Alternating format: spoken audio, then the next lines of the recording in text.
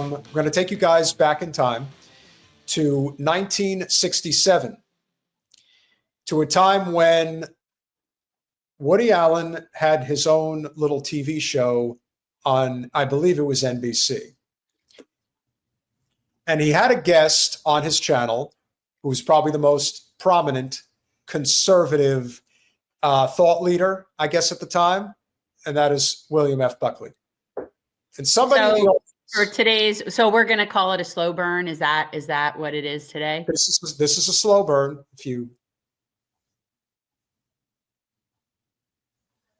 Yep.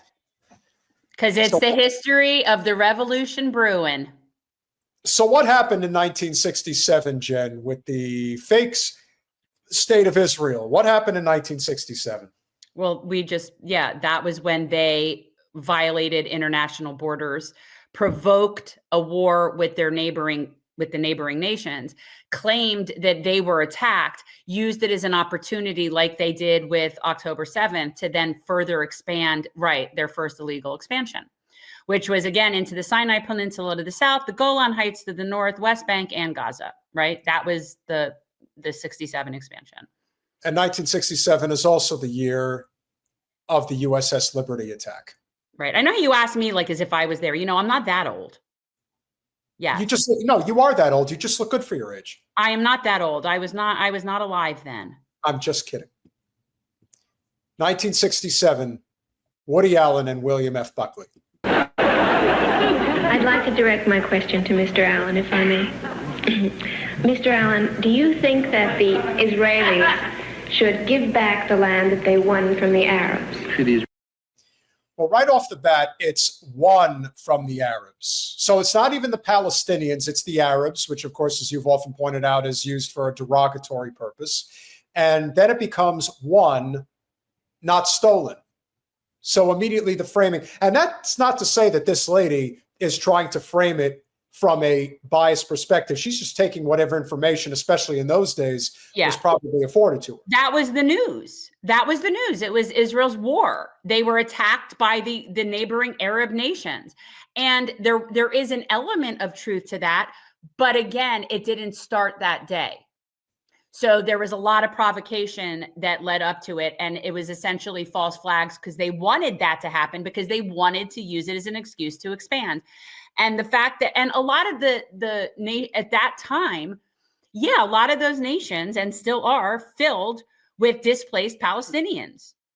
Now, that wasn't necessarily the case for Egypt, but this was something that the country, they're tired of this.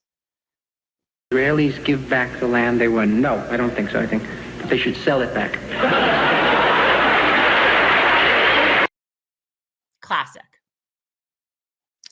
Now, of course, he does this for laughs, but we all know that Woody Allen, who is, to be fair, a talented filmmaker for sure, but he's also somebody with a very checkered past, and that's putting it very nicely. That's a nice way of saying pederass, but okay. Well, what's interesting is that if you've ever listened to his stand-up routine, in fact, he did a very noted stand-up routine on the Steve Allen show just a week before Kennedy's assassination. He actually makes reference to not pedophilia, but child molestation kind of thing. Just casually, referred to her as a child. And that just never really got acknowledged at the time.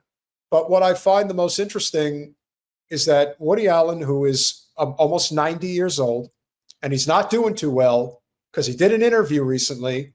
And you know who he sat down for an interview with, ladies and gentlemen? Oh, Barry Weiss in the Free Press. Ain't that nice?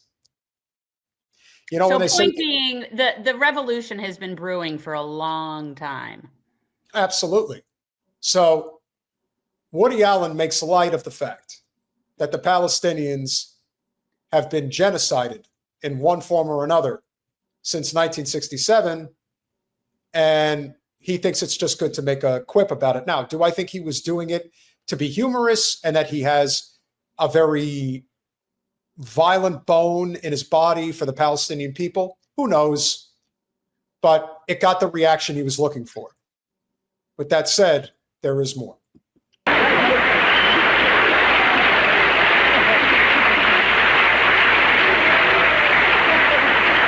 have a view of the Arab-Israeli situation, the entire Middle East situation? Well, nothing too novel. I think eventually the Arab countries will get around to recognizing that Israel is going to be around for a while, and that when that happens, salubrious juices will... From the Latin, salubrious, isn't it? Nothing. Nothing, yes. Will happen. And you think that eventually, in time, the situation is going to work itself out? Yeah, it'll get tranquilized in time, I suspect. Tranquilized in time, I suspect. I wonder This what is just, again, caucasity. Caucasity. And the comb over is horrible. For who? Well, I was thinking about Buckley, but yeah, I mean, Woody looks ridiculous too. I mean, for the time, and what is interesting that doesn't get brought up in this conversation is Woody Allen actually does ask Buckley about about Bobby Kennedy in '68, which I found interesting. Little did we know how that would change. He certainly saw him as a threat for sure. I really have to wonder what goes through certain people's minds when they soapbox opinion about international affairs that can be very violent and dangerous, that we have a direct hand in, and just kind of accept it. So Buckley's disposition is, it's unfortunate what's happening to the Palestinian people, and he doesn't refer to them as Palestinians, he refers to them as Arabs. That was the nomenclature. I mean, it's inappropriate now, and we know better now.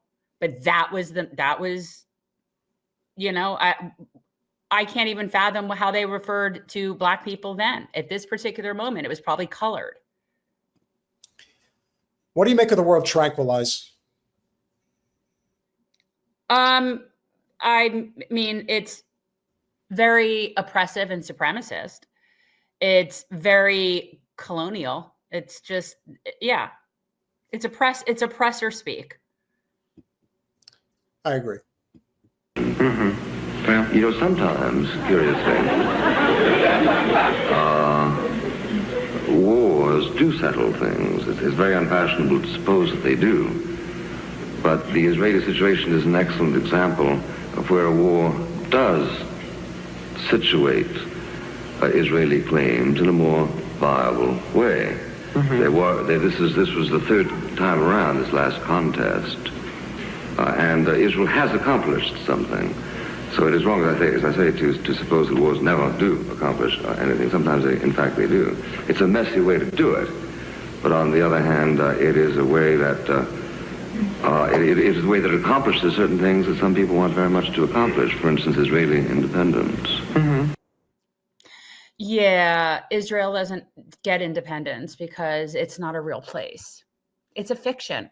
It would be like, let's say that Disney World applied for nation statehood, and the people of Disney, the people there, they need their self-determination. They need their independence from the state of Florida, because Disney, I mean, really, it is its whole own thing.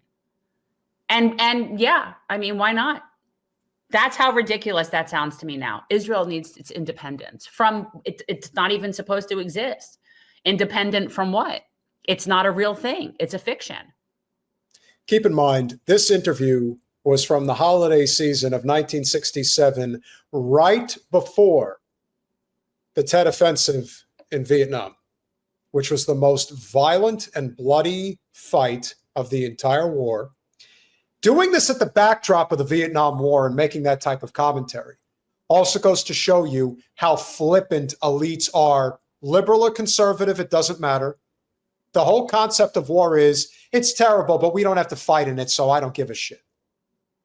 And we don't get to see the body bags anymore. That's another part of the problem. Ever since W banned any sort of coverage of coffins being brought back.